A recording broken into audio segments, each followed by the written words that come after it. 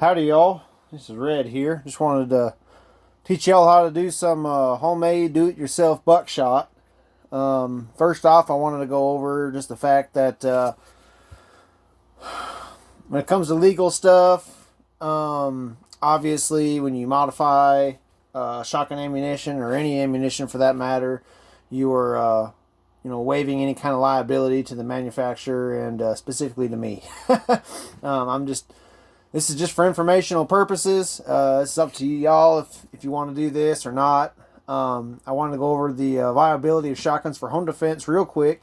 I'm a firm believer that shotguns are not necessarily excellent for home defense. There's that old, adage of just rack it and they'll run away. That's not necessarily true, especially if someone's hopped up on drugs or something like that. Also, when it comes to what our former Vice President Joe Biden has said about just fire two blasts up in the air. That's called brandishing and attempted assault. So I always recommend that if you're going to be pointing a gun at anybody or brandishing a gun at anybody, just shoot them. In all 50 states, because if they're dead, they can't sue you. Now, when it comes to animals, I'm the opposite. I think that shotguns are excellent. For example, I've been having a lot of problems lately with coyotes going after my hogs. So shotguns are excellent for that. Just because they're real quick, they can dart back and forth, and But the problem is, why would you want to do this? Right now, for example, we're going through an ammunition shortage. It's the year 2020. Now you can find plenty of bird shot and target shot 12 gauge on the shelves in a lot of places, but not buckshot. Now, obviously, you don't want to be shooting larger varmints and people with bird shot. It goes back into that liability thing. When you shoot somebody or something, you want to kill it. But how can you do that when you can't come across buckshot? Well, this is a Suprema double-aught buckshot. As you can see with the brass collar there, it's a high powder load compared to something like this. It's shorter, which means it's a lower powder load. So when you're modifying target and bird shot, you're not going to get the full power of regular manufactured buckshot. But in this case, we kind of do what we have to do.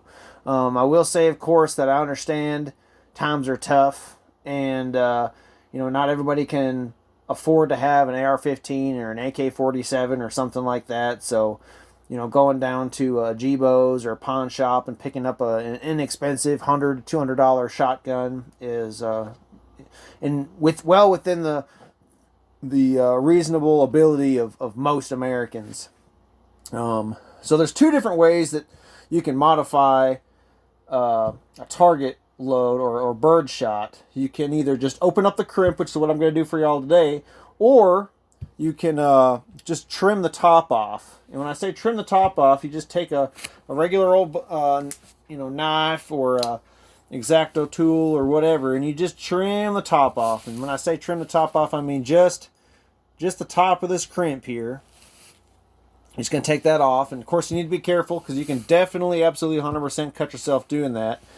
I don't like doing that though, because these don't cycle very well within, say, a pump or a semi-automatic shotgun. Now, if you have just like a single-action shotgun or an over-under or side-by-side shotgun, absolutely, you can definitely use these. What I have here on top is just some wax that I poured, and that's just a plug.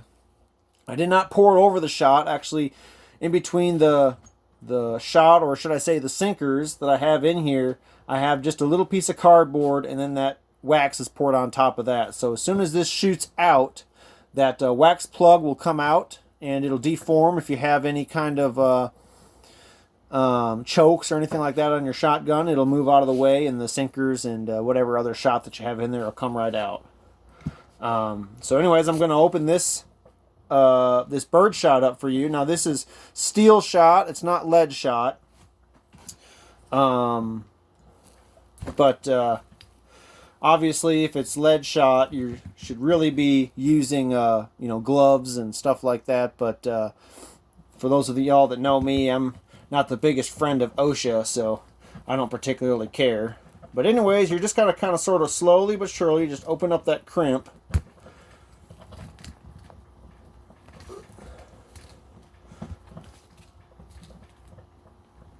And just be careful not to just jam this into your hand, as I've done in the past, and wound yourself.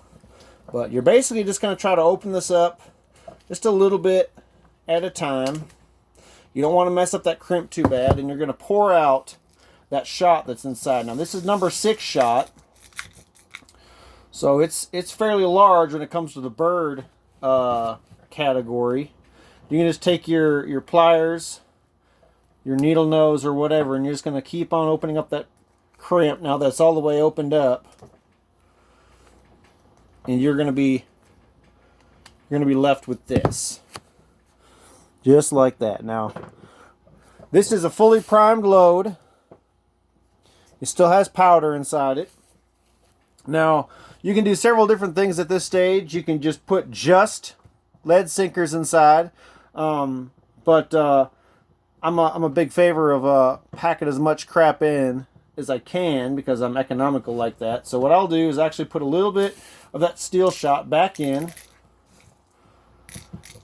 just to put a layer on the bottom. And then I'll take lead sinkers that I've crushed. Now these lead sinkers are bullet weights round split shot number 4s. There's 20 pieces per package. Right now they're $94 and, excuse me, 94 cents per package. And so roughly you can get, say for example, you put 6 of these as well as the extra number 6 shot back in. It's roughly an extra 30 cents a round. So if you buy a box of target shot or bird shot for $5.49, you can add basically about $6 to $8 to that, and you'll have 20 to 25 rounds of homemade buckshot rather than just bird or target shot. So anyways, I put 3 in on top of that small layer of the small shot. And then I'll put more shot in just as an intermediate layer. And I'm going to cover up those sinkers. Now I'm going to add 3 more.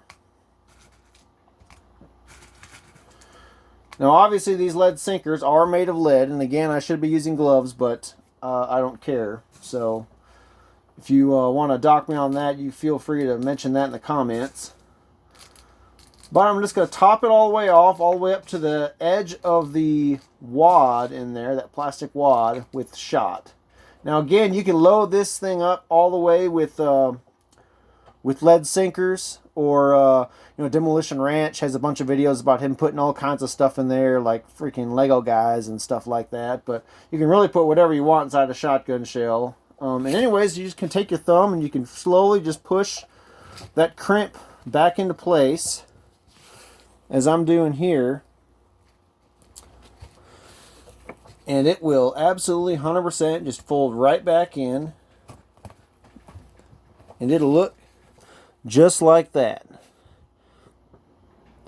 So in comparison, you have the homemade buckshot right there with just regular birdshot thrown in there just for economical purposes. We have the double-aught buck there, and then I have this one, which is the lead plugged one right there, and they're all roughly, of course, just the 2 3/4 inch. Now, what I do is I make sure I label these. Now, I try to label it on the side, and I'll write sinkers on the side fairly clearly. with a permanent marker. But I mean that might wear off just because this is permanent marker, but it's on kind of a polished style of plastic. So I'll also put an X on that collar there over the primer, and that way I know if I'm pulling shotgun shells out of a package and I can't read what it says on the side, I know this is a modified shell. But anyway,